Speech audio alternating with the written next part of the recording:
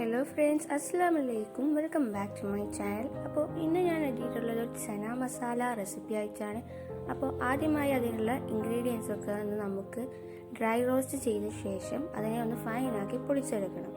അപ്പോൾ അതിനെ dry roast ചെയ്യാനായിട്ട് ഒരു പാൻ എടുത്ത് വെച്ച് അതിലോട്ട് 1 ടീസ്പൂണോളം ജീരകം, 1 ടീസ്പൂൺ കുരുമുളക്, 1 ടീസ്പൂൺ ചെറിയ ജീരകം കൂടി ഇട്ട് അതോടൊപ്പം പട്ടയും ഏലക്കായയും കറാമ്പൂവും ഇട്ട ശേഷം നല്ല രീതിയിൽ ഒന്ന് ഡ്രൈ റോസ്റ്റ് ചെയ്തെടുക്കുക.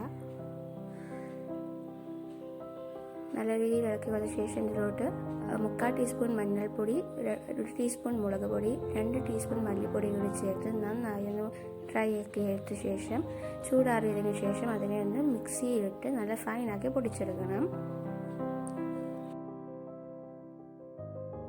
ഒരു പാൻ എടുത്ത് വെച്ച് അതിലേക്ക് ആവശ്യമായ വെളിച്ചെണ്ണ കൂടി ചേർത്ത് കൊടുത്ത ശേഷം 1 ടീസ്പൂൺ ചാജീരകം ഇതിലോട്ട് ഒന്ന് ചേർത്ത് കൊടുക്കുക.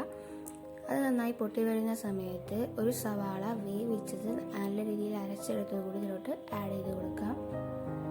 എന്നിട്ട് എണ്ണ തെളിയുന്നത് വരെ സവാളയെ നമുക്ക് നന്നായി ഒന്ന് വഴറ്റിയെടുക്കണം.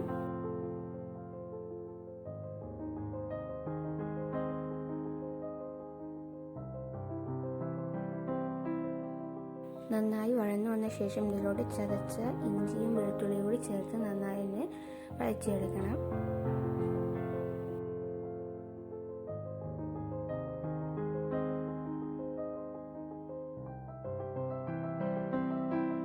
എന്നിട്ട് ഇതിലേക്ക് ഒരു സവാള അരിഞ്ഞത് ചേർത്ത് കൊടുത്ത് നന്നായി ഒന്ന് വഴറ്റിയെടുക്കണം. അതോടൊപ്പം ഇതിലേക്ക് ആവശ്യമായ ഉപ്പ് കൂടി ചേർത്ത് കൊടുക്കുക.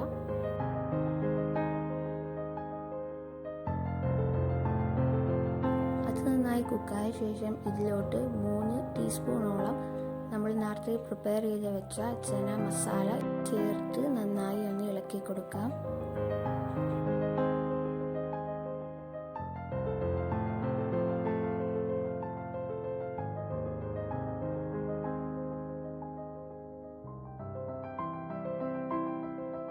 ഈ ഒരു പരുവമാകുമ്പോൾ ഇതിലോട്ട് ഒരു തക്കാളി വേവിച്ചെടുത്ത് അതിൻ്റെ തൊലി കളഞ്ഞ് അരച്ചെടുത്തത് കൂടി ഇതിലോട്ട് ചേർത്ത് നന്നായി ഒന്ന് ഇളക്കി കൊടുക്കണം. തക്കാളിയുടെ പച്ച മണം മാറുന്നത് വരെ ഇതിനെ നന്നായി ഇളക്കണം.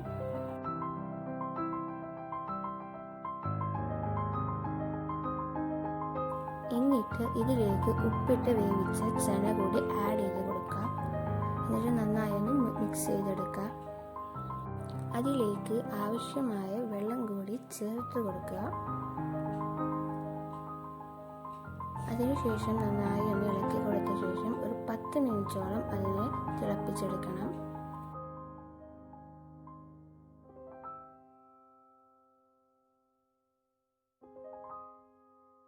ഒരു 10 മിനിറ്റിന് ശേഷം നമുക്കിതിനെ തുറന്നൊന്ന് ഇളക്കി കൊടുക്കാം.